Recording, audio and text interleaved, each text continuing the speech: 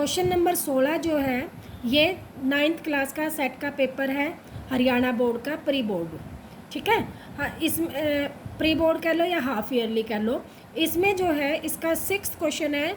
इससे पहले वाले जो 15 क्वेश्चन हैं वो हमारे जो है पहले वाले वीडियो में मैंने डाल दिए हैं। अगर आप लोगों ने वो नहीं देखा तो उसका लिंक इस वीडियो में आप लोगों को मिल जाएगा, तो वो भी देख लेना और ये वीडियो भी देख लेना। ठीक है, तो 16 क्वेश्चन क्या है कि x + 2y = 6 के 4 विभिन्न हल ज्ञात कीजिए। अब इस तरह के इक्वेशनों में ऐसे कर लेते हैं, पहले हम एक वो बना लेते हैं, क्या सीरीज़ की x और y। अब क्या करेंगे कि एक की वैल्यू रखते जाएंगे, दूसरी की हमारी निकलती जाएगी। तो ये 4 हल निकालने हैं, तो 4 लाइन बना लेते हैं, 1 2 3 और ये होगी 4। अब जो है पहले इसको सोल्व कर लेते हैं कि x + 2y = 6। अब x = हो जाएगा 6 और ये प्लस का इधर जाकर हो जाएगा -2y। अब क्या करेंगे, y की वैल्यू रखते जाएंगे, x की वैल्यू निकलती जाएगी। अब सबसे पहले हम y की जगह क्या रख दें, 0। तो क्या हो जाएगा 6 - 2 गुना में 0, तो क्या हो जाएगा 6x = क्योंकि 2 से गुना करेंगे 0 को तो 0 हो जाएगी, तो क्या आ गया हमारी वैल्यू 6। अब क्या करेंगे, y को हम क्या रखेंगे 1, तो यहाँ पर हम y की जगह क्या रख लेते हैं 1। तो x = 6 - 2 गुना में 1, तो ये हमारा आ जाएगा x = 6 - 2 यानी कि 4। तो हमारा आंसर आ गया यहाँ पे 4। अब क्या रखें, y की जगह हम 2 रख लें, तो क्या हो जाएगा x = 6, इस इक्वेशन में रखना है हमें। ठीक है, x 2 गुना में 2, तो क्या आ जाएगा 6 - 4 यानी कि 2। x की वैल्यू भी आ गई हमारी 2।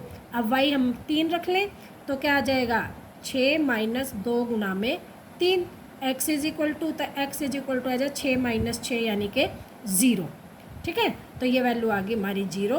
तो ये 4 जो है विभिन्न हल हो गए, यानी कि x की वैल्यू 6 तो y 0, 4 है तो 1, 2 पे 2 और 0 पे 3। ठीक है, ये क्वेश्चन इस तरह से सोल्व करना था।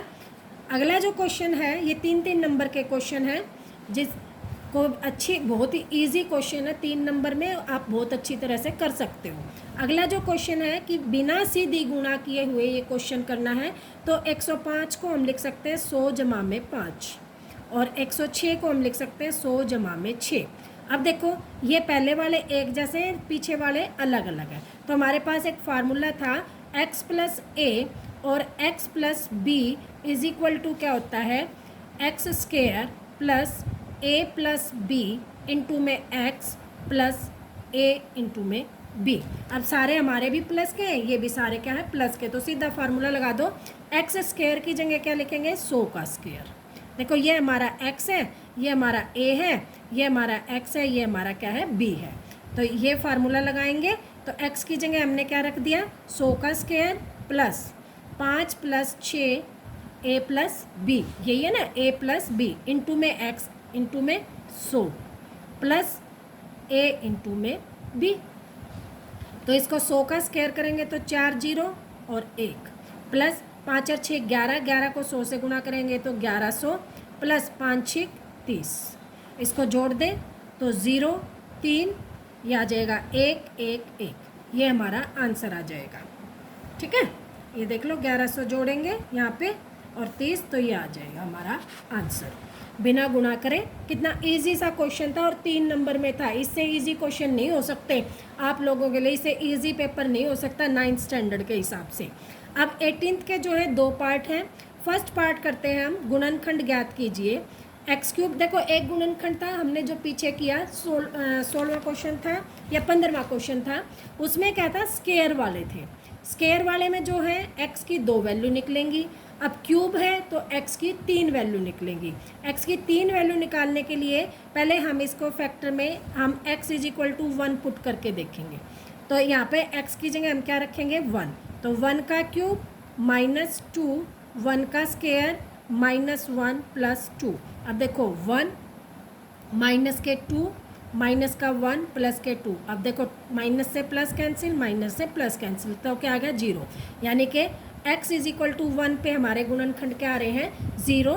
तो एक तो हमारा फैक्टर हो गया x - 1। अब 2 फैक्टर और निकालने हैं, उसके लिए हमें क्या करना है, पहले क्या करेंगे हम x-1 से इस इक्वेशन को डिवाइड कर देंगे। इक्वेशन हमारी x³ minus 2x² minus x plus 2, ठीक है।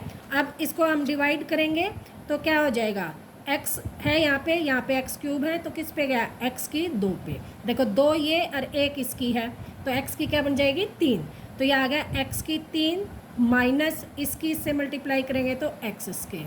अब ये किसका हो जाएगा माइनस का, ये किसका हो जाएगा प्लस का, क्योंकि घटाते हैं तो साइन चेंज करते हैं और देखो भाग करते हैं तो घटाते हैं, तो ये कैंसिल हो गया, ये बच जाएगा माइनस x² और क्या उतारेंगे माइनस का x। अब किस पे जाएगा, यहाँ स्क्वायर है यहाँ पे 1 है तो माइनस x पे, तो ये आ जाएगा माइनस x² और माइनस माइनस हमारा हो जाएगा प्लस x, ये प्लस का ये माइनस का ये कैंसिल और ये बन जाएगा माइनस 2x। देखो x क्या हो जाएगा 2x और प्लस का 2 हम नीचे उतारेंगे। अब ये किस पे जाएगा माइनस 2 पे, क्योंकि x तो है ही यहाँ पे, क्या चाहिए हमें 2, क्योंकि यहाँ पे 2 नहीं है, तो इस 2 की इससे गुणा करेंगे तो क्या आ जाएगा माइनस 2x और माइनस माइनस क्या हो जाएगा प्लस 2। अब साइन चेंज, माइनस है प्लस, प्लस है तो माइनस, ये कैंसिल, तो आंसर आ गया हमारा यहाँ पे 0 और इक्वेशन बन गई हमारी ये वाली x² माइनस x माइनस 2, ठीक है। अब इसके गुणनखंड करेंगे हम, इसको यहीं कर लेते हैं, इस क्वेश्चन को पीछे कर लेंगे कि ये हमारे फैक्टर बन गए x² माइनस x माइनस 2। अब क्या है, पहले की और लास्ट वाले की मल्टीप्लाई करते हैं तो 2 की और यहाँ कुछ भी नहीं तो 1, 2 की 1 की गुणा करेंगे तो 2 और 2 के टुकड़े किस तरह से कि घट कर क्या आए 1 बचे, तो 2 गुणा में 1 और बड़े यहाँ माइनस है तो बड़े वाला माइनस का छोटे वाला प्लस का, टुकड़े बन जाएगा minus 2x minus x plus x minus 2, तो ये आ जाएगा x बार x माइनस 2, यहाँ से कोई भी कॉमन नहीं है तो प्लस 1 बार x माइनस 2, तो x माइनस 2 और बन गया x प्लस 1। देखो 2 टुकड़े यहाँ से आ गए, एक हमारा यहाँ से था, तो हमारा आंसर आ जाएगा x माइनस 1 x माइनस 2 और x प्लस 1, ये हमारा आंसर आ जाएगा। देखो 3 पावर है, देखो यहाँ से समझ लिया करो 3 पावर है, देखो हमारे क्वेश्चन में ये क्या है 3 पावर है, 3 पावर है तो हमारे 3 फैक्टर आ गए, 2 पावर थी तो हमारे कितने फैक्टर आ गए थे 2 फैक्टर आ गए थे, ठीक है। अब जो नेक्स्ट क्वेश्चन है find the area of the triangle 2 sided, इसको यहीं करके देखते हैं जितना हो जाएगा।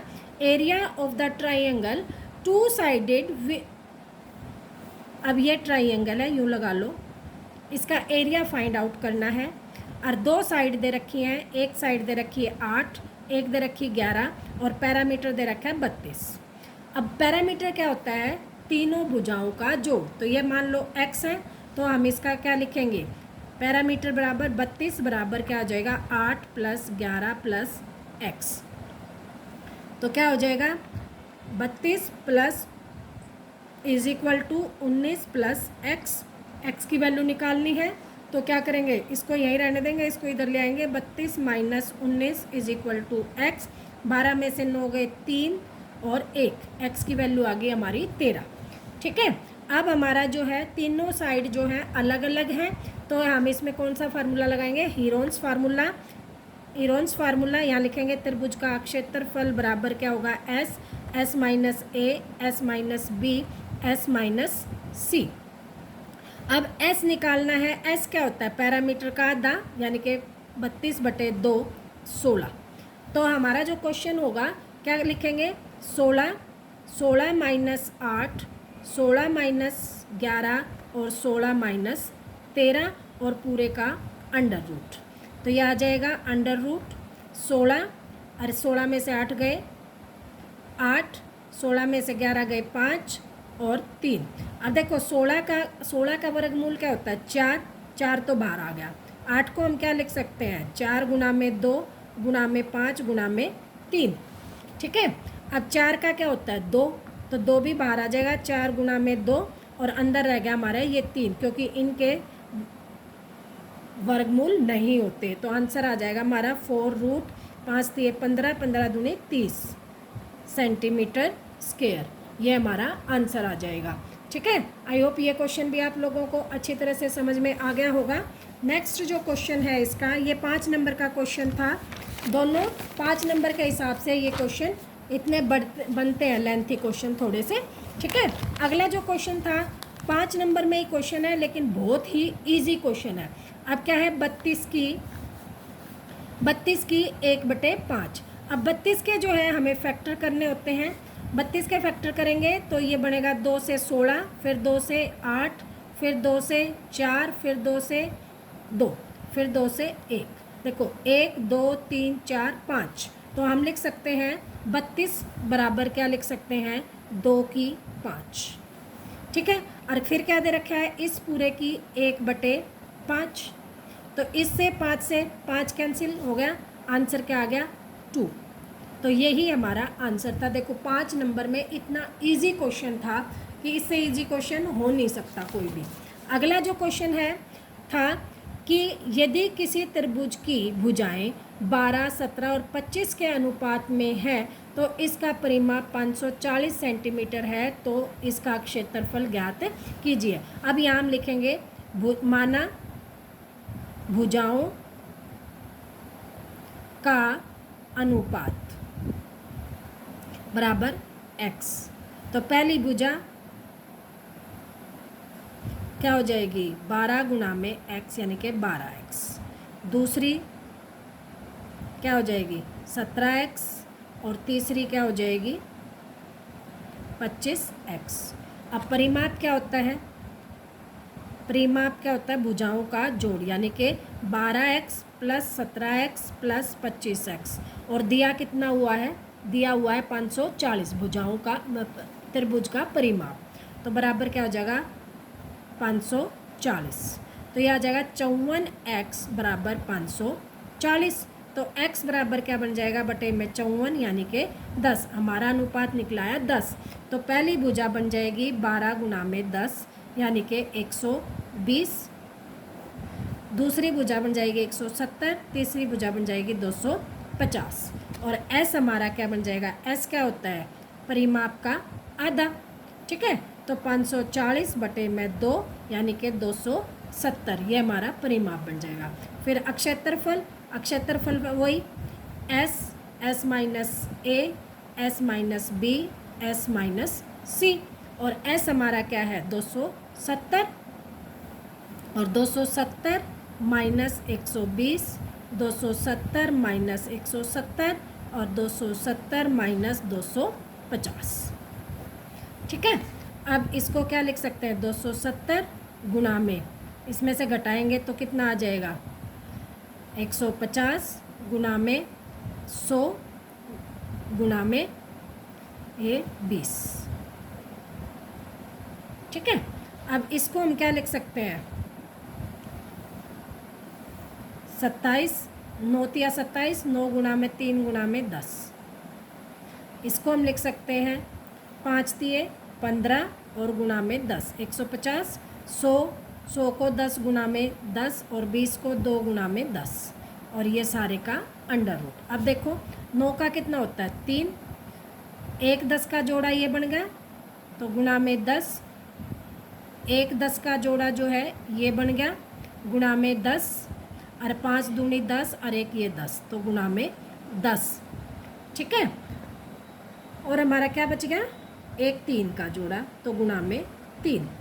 ठीक है, ये हमारा बिना अंडर रूट के हो गया, 3 तिया 9 और 3 0, ये हमारा आंसर हो जाएगा सेंटीमीटर स्क्वायर।